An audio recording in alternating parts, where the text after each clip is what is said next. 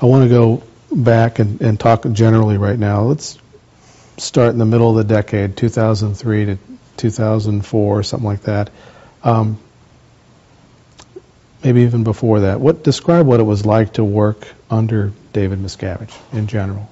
In this decade? Yes. It was working under David Miscavige from 2000 forward was a steadily deteriorating situation. And it's interesting you picked 2000 because in November 1999 was a big snapping point with the guy because Judge Moody in the civil case allowed him to be named in an amended complaint.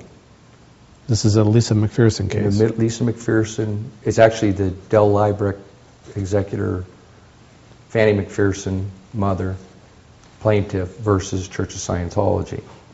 And that was like the explosion of all explosions, that he was now potentially going to get deposed and be embroiled, and his name would be embroiled in that litigation. And I don't think he ever recovered from that, quite frankly. I mean, the guy was a deteriorating spiral from that point forward. He became progressively more antagonistic, violent, irrational. Talk to us about some of the violence. What kinds of incidents did you see? Regularly, David Miscavige would, in the middle of a conference, in a conference room full of people at the base, physically assault and punch, slap open-handed, grab by the neck, throw to the floor, a number of international executives. I mean, almost the very highest part of the Church of Scientology international hierarchy, from the WDC chairman, which is the highest post within CSI, which is Mark Yeager. He got beat on in the 2000s. I probably saw him get beat up pretty severely half a dozen to a dozen times. Mark Ingber, who also held that post but was more often on the Watchdog Committee member for finance, which is the highest financial person within the ecclesiastical hierarchy. I saw him slap him around, beat him up on a number of occasions. Ray Midoff, who was a senior CS International, the highest technical person in the technical hierarchy of the Church of Scientology, he would regularly hit this guy open-handed upside the head real hard and jar him,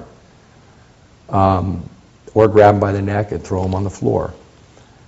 And Mike Rinder, who was the WDC member for OSA, Office of Special Affairs, which handled all external facing affairs, probably got it worse than anybody else. I saw him get beat up at least a dozen times just in those last 4 years or so that I was in, and some of them were pretty gruesome.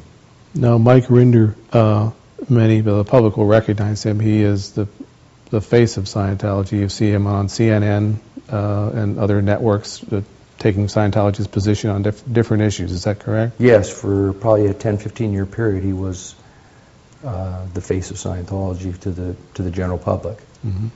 And you say he was beaten.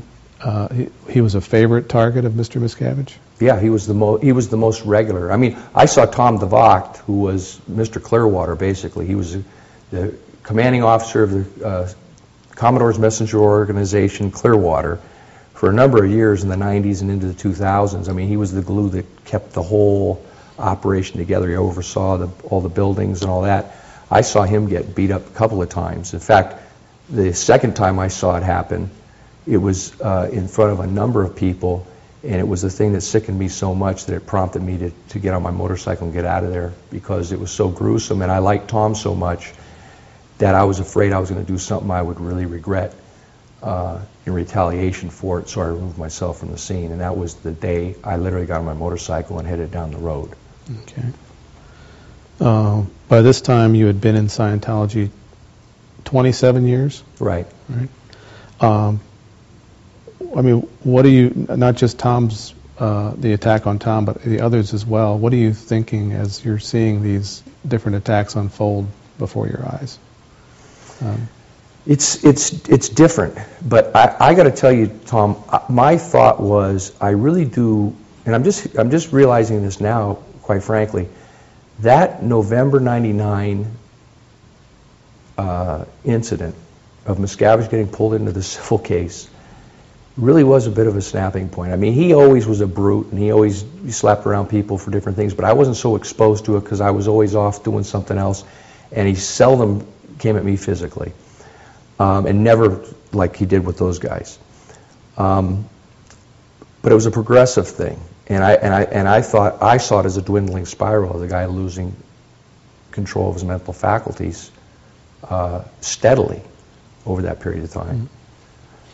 I mean, you want to know what was going through my head? That was what was going through my head.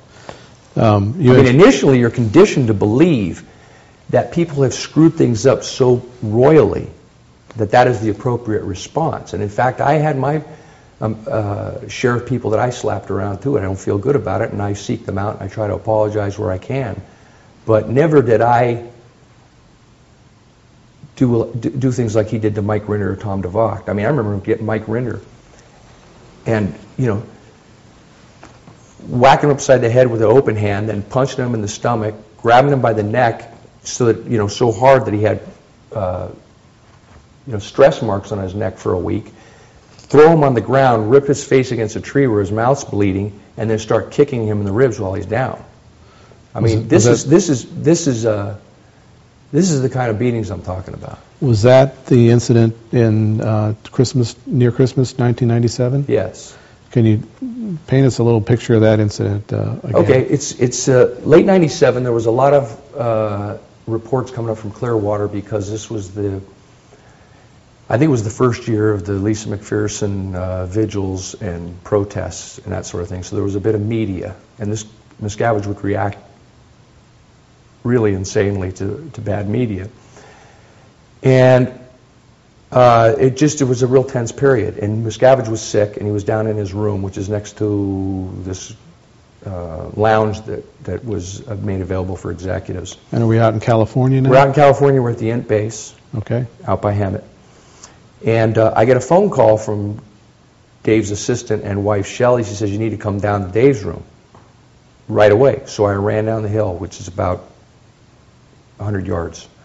Ran down there. It was a cold night in December. It was around Christmas time in '97. And I stood there. And she just went like this, and I just stood there. And then, there's a screen door. I couldn't see anything behind the screen door. It's Shelley standing outside the door with me. And then all of a sudden, about 2 minutes later, I see Mike Rinder coming around the other corner, huffing and puffing. He must have run up from where his offices are, which is about 300 yards. He rounds the corner, and right when he's in vision of the screen door flies open. Miscavige comes running out in a terry cloth bathrobe and just starts beating on Mike Rinder across the face and the stomach. Mike's leaning over. He grabbed Mike around the neck, swung him into a tree. There was a little tree outside the door there, and he cut his lip across the tree, flipped him into the ivy, started beating on him, and started kicking him. There was nothing said. There was no reason given. I had no idea why I was there. I later sort of realized, remorsefully, that I guess this was sort of me being the silent enforcer. I'm looking at it from Mike's viewpoint. Why would I be there? Okay. Finally, I think Miscavige realizes he's hurt this guy. His lip was bleeding. There was blood coming down his lip. He tells him to get up. Mike gets up. He opens up the door to the lounge, which is right next to his room. There's a bar in there.